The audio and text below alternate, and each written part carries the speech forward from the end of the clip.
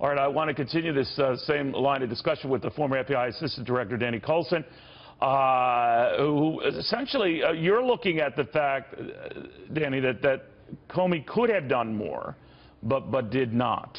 And that's telling you. Explain. I think it says volumes on the fact that what he did not do. If he thought that there was obstruction of justice here, then his duty is to go to the acting attorney general or the deputy attorney general or the attorney general or his oversight committees and tell them that. And it's kind of humorous to me that a 6'9" director of the FBI was intimidated by anybody. I chuckle when he said that. I know that James Comey, and But Danny, you know, you're in the White House, right? I mean, and you're in the Oval Office, and you know, maybe you're taken aback. That's how he viewed it. But if he had to do it again, he would said he would do it differently. But bottom line, he claimed that something like this, and his desire to take notes, copious notes after exchanges, either you know, on the phone or in person with President Trump, this is something that he never did or had to do with Barack Obama or George Bush. What did you make of that? Well, it's difficult to understand exactly what he meant by that. I cannot imagine anybody going and interviewing the President of the United States or having a conversation and not making some notes about it. And I have to believe him when he said he didn't typically do it. Yeah. But I think that what we're talking about, bottom line here, is that we're talking about maybe some misbehavior. There's not a crime here, as far as I can see. Based on what we're presented with today in his testimony, if there was a crime, James Comey would have done something about it and gone after it appropriately. He has the whole weight of the FBI behind him, and he has oversight committees that would have loved to have talked to him about that. Yeah, the only time it did get in anyone else's hands is after he was fired. That conversation was afterwards. But let me ask you a little bit. We are waiting to hear very shortly now, and Comey now is leaving the hearing room, going into the classified briefing right now. I don't know if he's going to speak to reporters.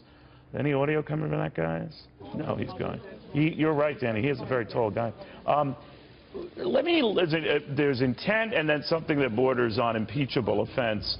Chris Christie, you know, whose lawyer is now the president's candidate to be the next FBI director, had said of Donald Trump on this whole matter and the language that might be deemed inappropriate to some, quote, "What you're seeing is a president who is now publicly learning about the way people react to what he considers to be normal New York City conversation. Blunt, maybe inappropriate, not illegal." What did you think of that? Oh, I totally agree with that. I was an FBI agent in New York City for many years, and that's the way New Yorkers talk. And he's certainly a tough New Yorker, and I think he was expressing frustration. I don't think that he really believed that he can intimidate the FBI director to close a case.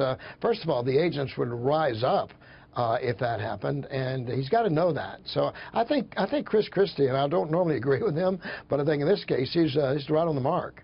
You know, Danny, real quick, and you've been very patient on some of my idiotic questions, but Mark Koslowitz, who we're waiting to hear from, Danny, the lawyer, he had said soon after Comey's written testimony was released that it confirmed private reports that the president was not under investigation in the Russian probe. Yeah. Now, it did cite, and the president turned out to have been right when he said in his letter firing Comey that he had been exonerated 3 times. I'm paraphrasing here. Do you think that is still the case now? I think so, but, you know, we will know the answer to that. Bob Mueller is doing an investigation. I worked with Bob Mueller. He's tenacious. He's tough. He's not a lot of fun to be around, but I will tell you, he's as good as it gets when it comes to getting to the bottom of a complicated and serious issue like that. We'll know the answer to that. Right now, the answer is he's not under investigation. When do you think we'll know it? I know these things are hard to time, Danny, but, I mean, a lot of people are saying the longer this drags on, well, you know, I see things through the prism of my greedy little market guys, and they're worried that this disrupts all that stuff they like, that this is a soap opera that could go on and on.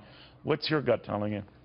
Bob Mueller will not let it go on and on. He'll investigate it as long as there's something there to investigate, and when it's over, he'll close it. I would say it'll probably take 3 months or so. Really? First of all, he has to digest. Oh, I think so. He has to digest what's already been done. He's going to bring the same agents in to work for him that did the initial thing, I'm pretty sure. That's what we did on Iran-Contra. And I think it'll be about 3 months. That could be maybe a little long, but knowing how these things work, Wow. it's like watching paint dry sometimes, and it takes a long time for that paint to dry properly. You mentioned this earlier, and this is the last question because I know you got to go, but this notion that the President of the United States is meeting with the FBI director alone for dinner in a room. Would you do that if you knew that was coming? Obviously, you serve at the pleasure of the president. He could fire you at any time. But obviously, Mr. Comey said he was surprised at that, thought there'd be more people in the room. What do you just think of that, just the appearance of that? I think the appearance is bad. First of all, the director works for the Attorney General, and there is a chain of command. Right. I would have requested that the Attorney General be here, but I think he was taken off guard. But the Attorney General already recused himself, right? So he was in this weird kind of course, at that time he hadn't. At that time he hadn't, right? No, that's right. He hadn't at that time. However, he does work for the Attorney General, and it's more appropriate for the Director of the FBI to be in the company of the Attorney General when he talks to the President, unless there's some tactical situation, which I know have happened, where the Director of the FBI has talked to the President about a tactical resolution of an international terrorism investigation.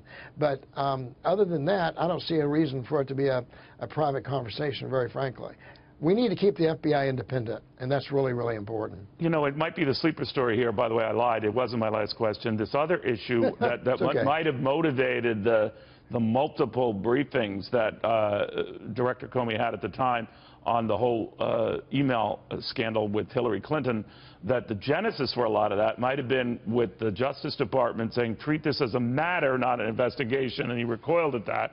And then the follow-up with Bill Clinton at the time meeting with Loretta Lynch at an airport, on an airport tarmac. He said, and they said later on, to discuss grandkids, kids, and all that. But what did you make of that now, if that's the backdrop for what seemed to be, you know, a couple of different briefings? Well, here's the big issue for me. The way the Department of Justice treated the Comey investigation of Hillary Clinton was totally inappropriate, in my view, making them call it a matter of the fact that they would not give them a grand jury on the most important investigation on the FBI's plate at that time. That, to me, totally controlled the investigation. It limited what the agents could do. It hampered it. So basically, the director of the FBI was forced to make a decision based on an incomplete investigation.